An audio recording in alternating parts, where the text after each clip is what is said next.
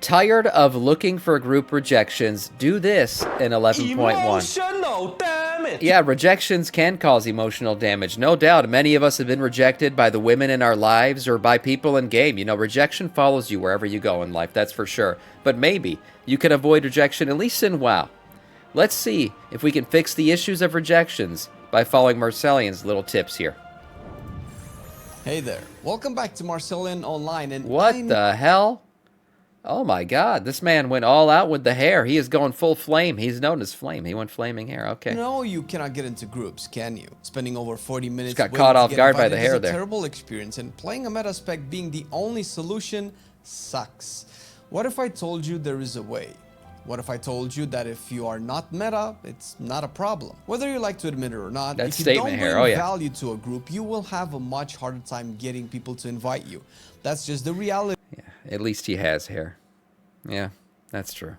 Of the situation, while also true. accepting the fact that the harder the content is, raids or dungeons, the more that discrimination goblin is going to keep you from playing. Let's start by assuming you don't want to change what you play. It's Look, I mean, here's the thing. Look, rejections have always happened in WoW, even before the days of built-in scores. I mean, since Wrath of the Lich King, you had add-ons that people could download to see your gear score and shit like that. So there's always been reasons to be rejected. The problem with Season 1 and why the rejections were so, like, cataclysmic was the meta was so hard to find. Like, it was defined as these 5 classes. You have Augmentation Evoker, a Protection Paladin, and the rest.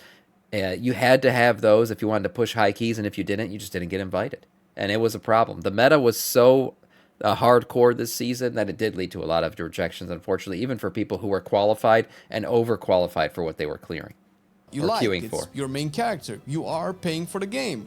It's not fair you don't get invites. Probably the best thing you can do is to join a community of people that are also in your situation. Don't you think it's really weird that almost everybody seems to have I mean, I'm trying to teach you guys how to fucking queue up and not get rejected. Are we just gonna talk about the fact that I'm balding in chat this entire video? Is that what we're doing today?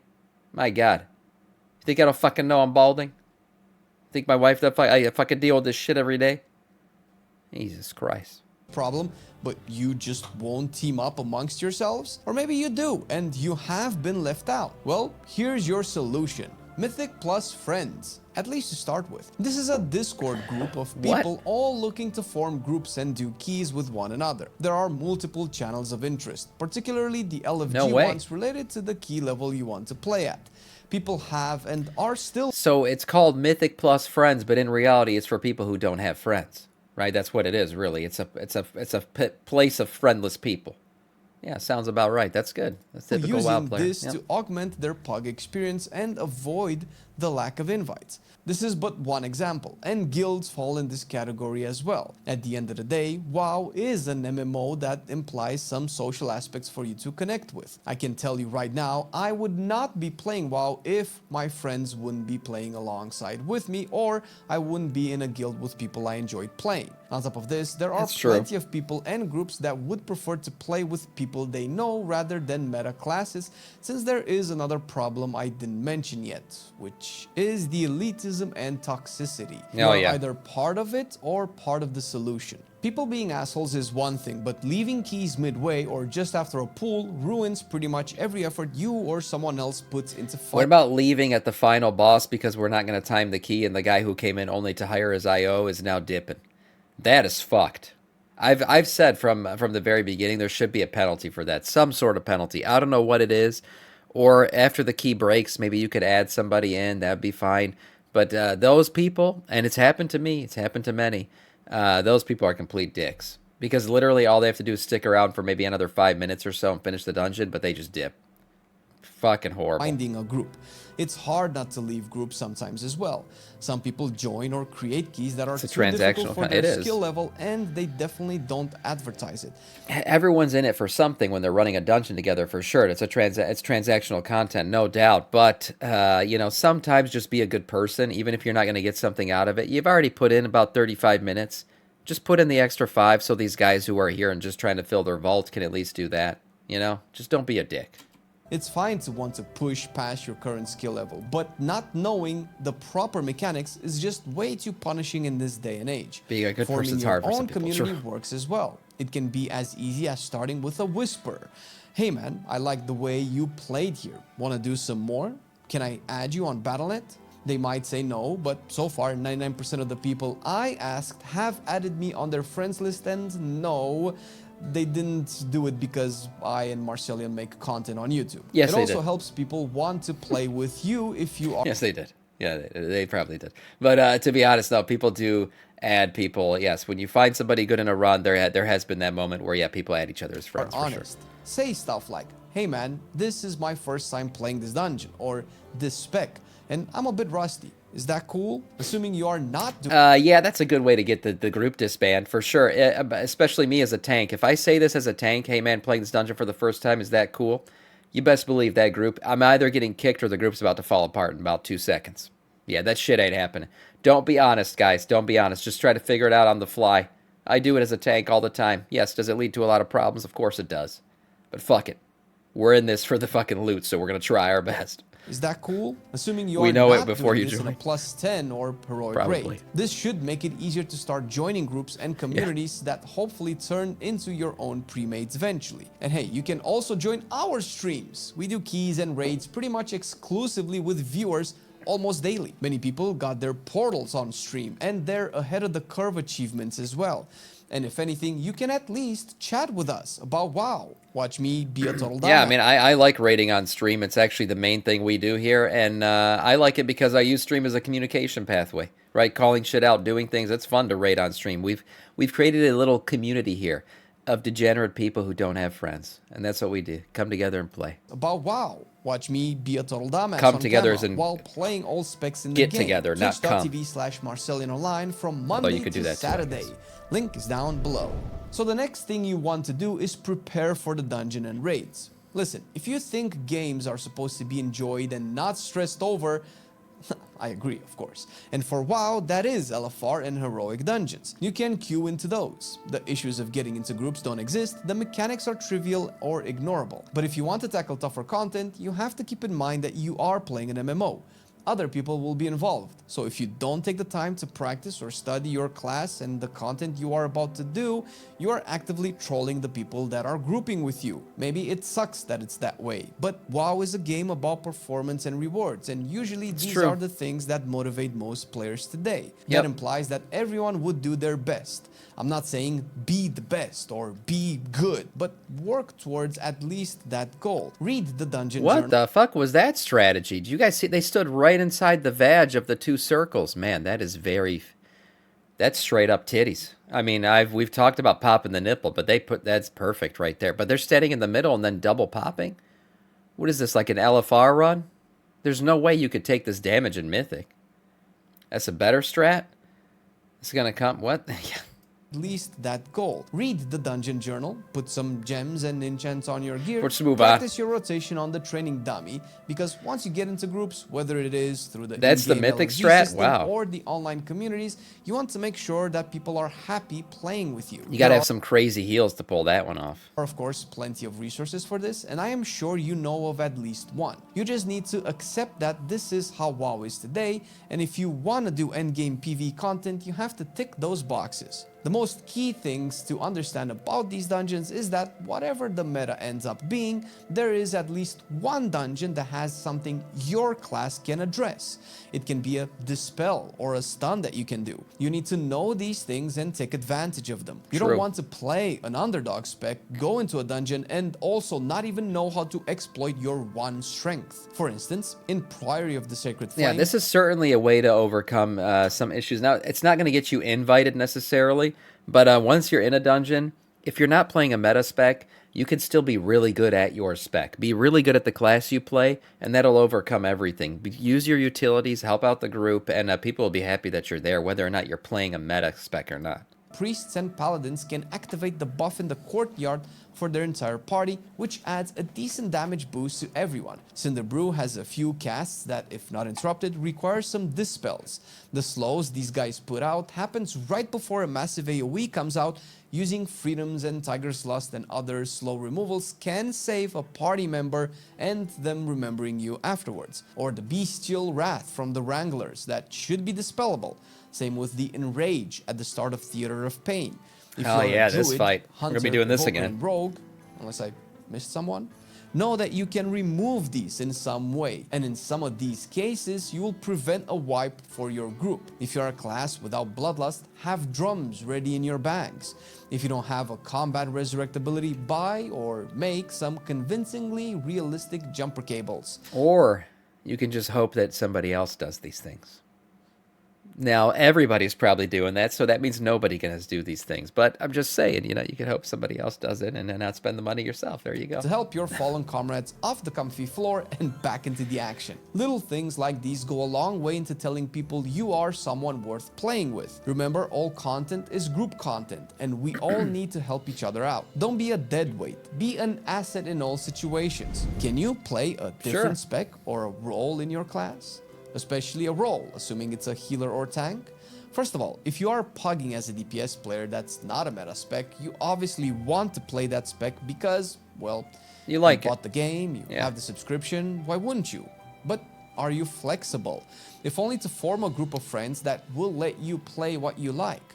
Friends are people who will let you play what you want as long as you don't suck at it. A good friend never lets another friend suck at the video game. Yeah, I thought he was going in a completely other direction with this quote for a second. I just thought all I saw at first was a good friend never lets another friend suck.